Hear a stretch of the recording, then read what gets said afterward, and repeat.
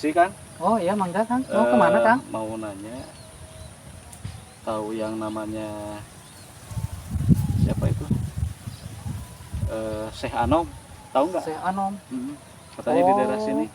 yang suka ngobatin itu ya Syekh Anom itu. Iya, iya, iya. Oh, itu tahu. Emang ada keperluan apa Kang? Oh, nanti saja saya jelaskan sama beliau. Oh gitu. Kalau Kang mau tahu arah jalannya itu ke ujung sana, belok terus. Ntar di sana ketemu perapatan. Iya. Belok lagi Hmm, ke kiri. Ntar di situ tanyai aja, di situ banyak. iya, iya, iya. Nah, Itu udah terkenal di sini ya? iya udah terkenal di sini. Tanyain aja Syekh Anom itu ya. Iya, iya. Di situ. Ya udah, Kang. Makasih ya, Kang. Oke, ya.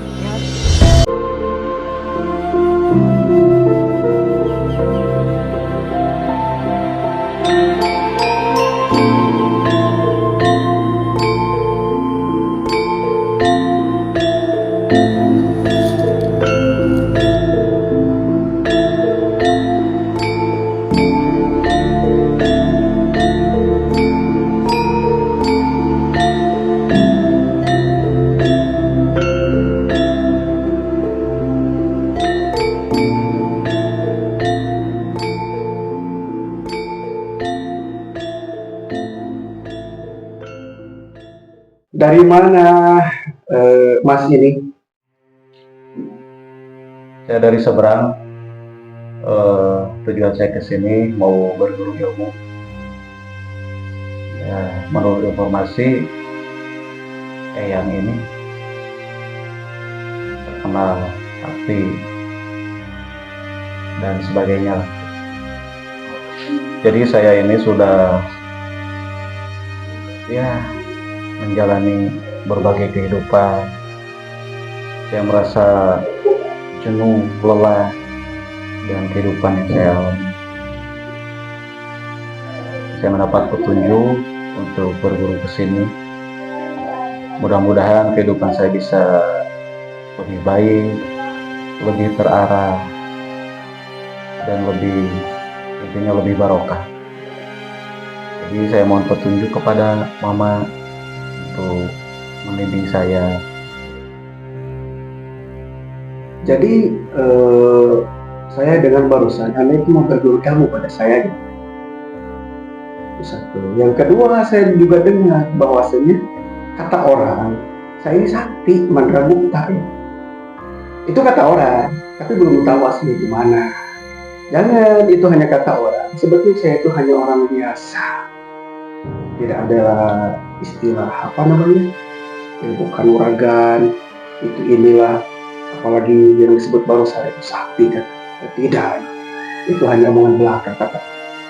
Tetapi kalau Anda mau berguru ilmu di sini, asal dengan niat tulus sama ikhlas, insya Allah saya akan bimbing. Itu ke satu. Dan yang kedua, sebelum berguru ilmu kanuragan, Anda harus mendalami ilmu tentang ketauhidan. Supaya apa? Supaya nanti ketika Anda sudah berhasil menuntut ilmu tersebut, Anda tidak menyalahgunakan ilmu itu. Istilahnya dipakai di jalan pada yang benarlah, membantu sesama, menolong orang lain, dan sebagainya seperti itu. Jadi Mama, langkah pertama saya itu harus bagaimana sekarang? Langkah pertama yang harus dijalani dalam menempuh sebuah ketirakatan, yang pertama itu luruskan dulu niat, dan yang kedua harus didasari dengan keikhlasan, dengan ada keterpaksaan dalam sebuah keinginan. Yang kedua, yang pertama itu yang 5 waktu dulu jangan pernah terlewatkan. Yang kedua, ditambah lagi dengan sunnah. Jadi ketika yang wajib sudah terlaksanakan ditambah yang sunnah, insya Allah ada barokah lebih besar dari situ. Di samping itu akan ada tugas semacam wirid untuk memuji pada Sang Maha Kuasa selama waktu yang telah ditentukan. Dan yang selanjutnya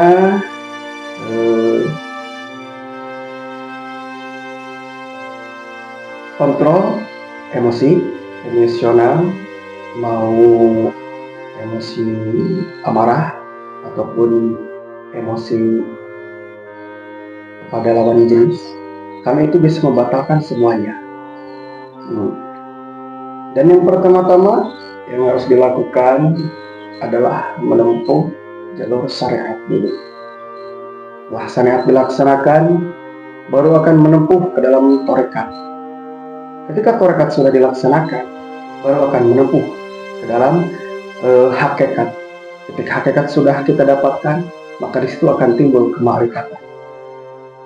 Mohon maaf Mama, tadi yang namanya hakikat, terus makrifat, itu saya kurang mengerti. Tolong dijelasin.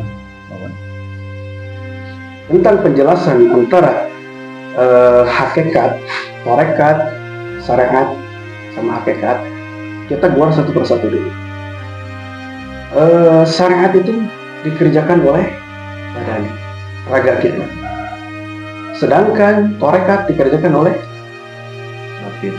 hati.